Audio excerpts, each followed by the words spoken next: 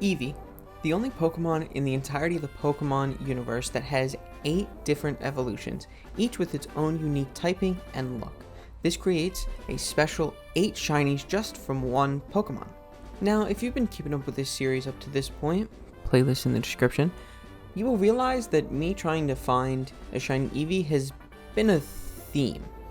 My original plan was to go ahead and catch Eevee, so I of course went looking for the Pokemon that I've already tried to get an Outbreak for multiple times, Eevee. After this, I decided that it was finally time for me to get an Eevee Outbreak, but obviously I have failed thus far. In return, I've gotten a lot of very cool shinies in this shiny only run. However, just like Hamilton, I am never satisfied, with shiny hunting at least.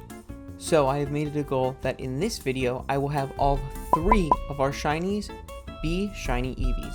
Now, if you don't know, Eevee Outbreaks are the only way to really efficiently hunt for a shiny Eevee, as the overworld spawns are not only rare, but also a 1 in 49.6 chance to be shiny, so it would take me hours, maybe even days, just to phase, let alone find the shiny Eevee. Isolated encounters are also not an option, as there are no spots where Eevee can be isolated. This requires us to hunt for Eevees through the Outbreak method. The only problem with this is that Eevee Outbreaks are very rare. There are a few ways to increase the odds, however, the first of which is by making a normal encounter power sandwich, as this increases the odds for normal type Outbreaks. The next, and pretty much only other way to increase the odds, is to stand in either Medali, specifically the East Pokemon Center, or in Cortando, the West Pokemon Center, which is exactly where I stood. Even with these 2 things that increase our odds to get an Eevee Outbreak, it is still very rare that we get an Eevee Outbreak. There are tons of videos and examples of this all over YouTube, of people saying that even with these they spent hours just resetting in order to get an Eevee Outbreak. But I did not let this deter me. Instead, I headed to Cortando West and prepared for the long haul. And after 45 minutes of resetting, I finally saw it. The infamous Eevee Outbreak.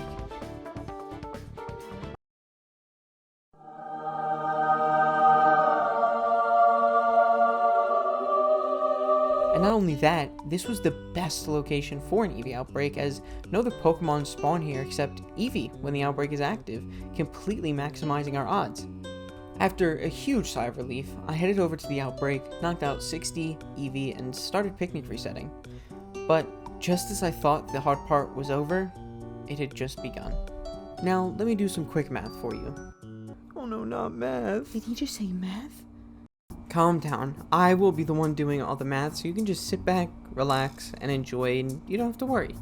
The odds to get a shiny in Pokemon Violet are 1 in 4096. This changes to 1 in 1365.67 after you've knocked out 60 plus Pokemon within an Outbreak.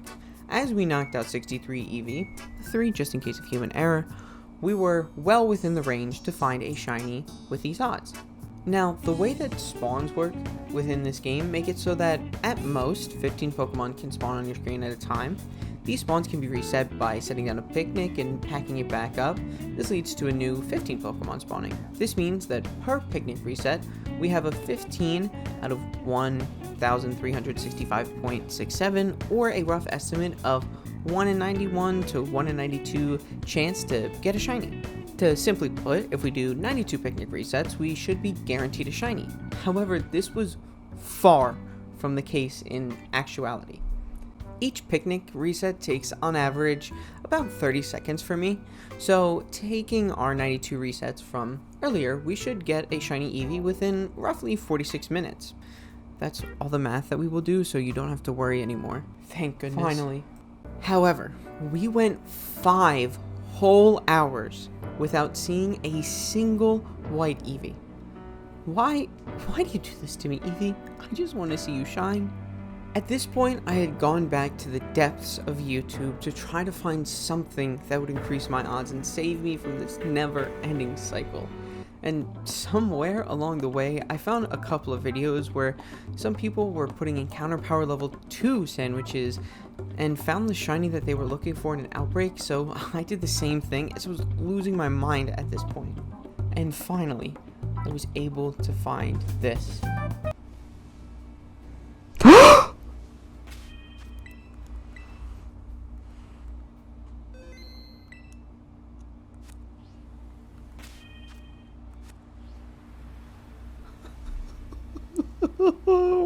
god. Oh my god.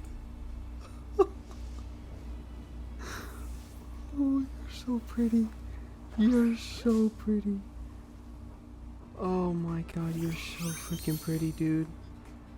The sense of relief and joy that I got from seeing that Eevee is immense. I cannot actually explain the amount of relief that I felt at that moment. Even now, while writing the script, I can still feel part of the relief that I felt then. I was just so happy to finally get the shiny Eevee. I also now religiously believe that having an encounter power sandwich increases your shiny odds, even if the sandwich itself doesn't have any sparkling power. But even after all of that torture, we weren't done here. I vowed to catch 3 shiny Eevees, and I'm not going to leave this spot until I do exactly that. I don't care if it takes hours, I don't care if it takes weeks, hell, it can even take years. I found one sandwich later. Oh my god, that was so fast. That was actually so fucking fast. I'm sorry. That was so fast. We got the last one in a Premier Ball. I think it'd be kind of corny to catch this one in a Premier Ball, but at the same time, I think I kind of want to catch them all at a Premier Ball. Oh my god. At this point, screw matching the Pokeball. I'm just going to catch it with that. Okay. Thank goodness, dude. Okay. 2 down. Now, again, these sandwiches, dude, they might be the way. So, with our average now being 2 hours and 45 minutes, I was much more confident going into our 3rd Eevee, and honestly, rightfully so, because only 1 hour later, I found our last Eevee. Oh my god! I'm eating chips, bro, I'm eating chips. Hold on. Oh my god, here it is! Okay. 3 shinies and 4 sandwiches. I am going to myth bust right here, right now. Get Austin John on the case. I think that having an encounter power level 2 sandwich increases your shiny odds. That's what I'm saying. That's my theory right now. 4 sandwiches, 3 shinies. And I get a great capture, come on now. Now, after a lot of relief that this was finally over, I had 3 very important decisions to make. As I said at the beginning, Eevee has 8 different evolutions, each with its own unique form and unique shiny. But I only had 3 Eevees, meaning that I had to leave 5 shinies out of the series. Right off the bat, I had a very easy decision with 3 of the evolutions. Glaceon and Leafeon, even with the improved shinies due to the textures in this game, were still just shinies that don't really change from their original forms and were not at all what I was looking for. On the complete flip side, Sylveon is in my favorite category of shinies, being subtle but noticeable. The pink highlights from Sylveon switch with the beautiful baby blue from the eyes, creating this very pretty shiny, and I immediately chose this as my first evolution. This now leaves us with 2 Eevees and 5 possible evolutions. I immediately was able to get rid of another 2, as Flareon and Jolteon have shinies that look different from their original forms, but frankly, I just don't really like them. This now leaves us with 3 different shinies that I really love, but only 2 Eevees to evolve.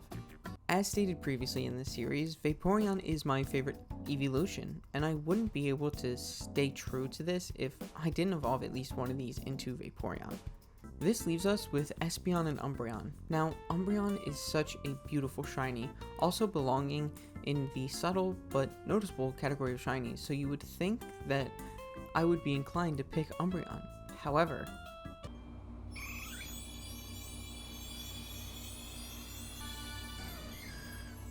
ever since I was a kid playing Soul Silver, I remember getting Eevee from Bill and it eventually evolving into Espeon, and me just falling in love with this Pokemon.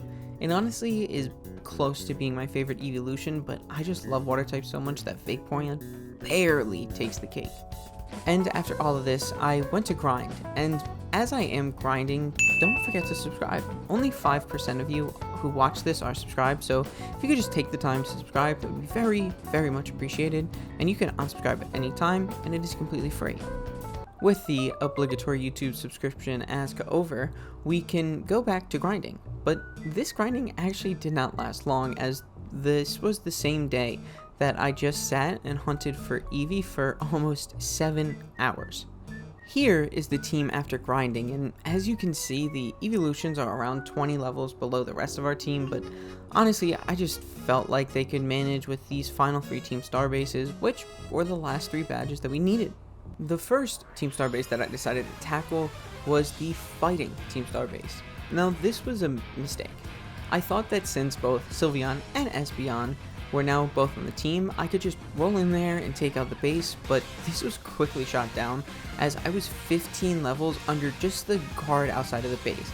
I was still able to win this fight with the 3 in the back of my party, but my stubbornness did not learn the lesson, so I still strolled into the base with the very underleveled evolutions.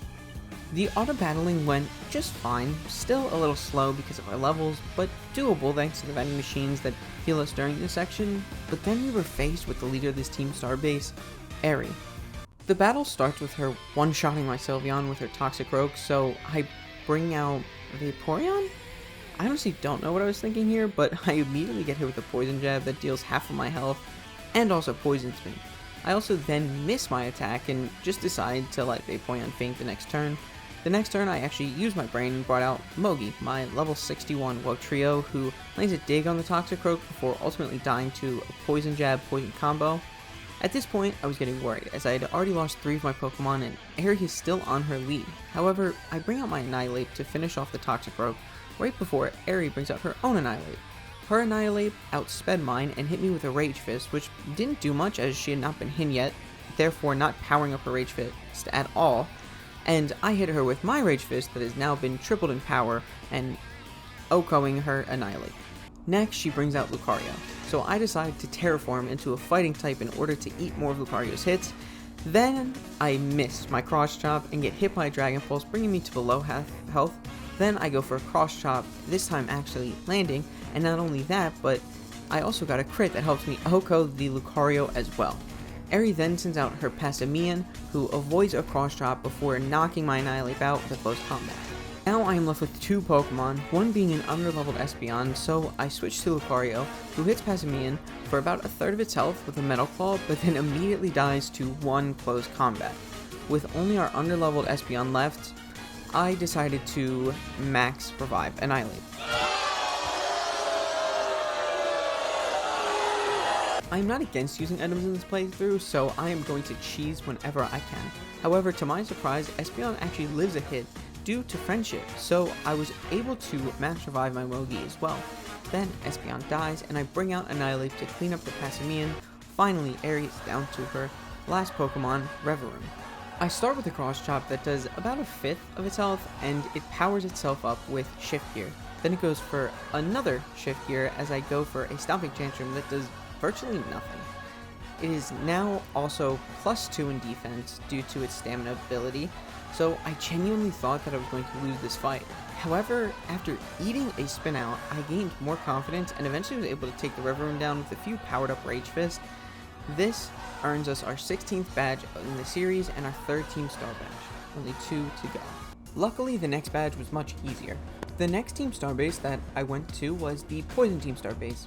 Here we were actually over leveled, so after making quick work of the guard out front and the auto battle challenge, we were able to fight the leader, Atticus. This battle went a lot smoother as I was able to use Espeon and Vaporeon to completely clean up this fight, having to only heal it a few times, but that was only because I wanted our evolutions to clear this one on their own.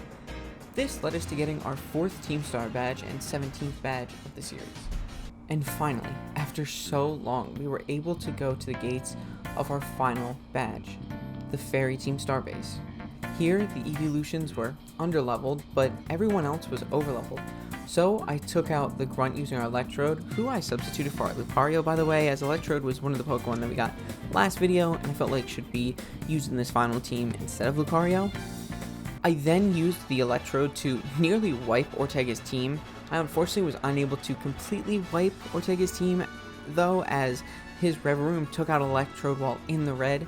I brought out Mogi to finish the job, though, and with that, we have collected all 18 badges, and got a shiny for each badge, thus completing the shiny badge quest. At least in theory.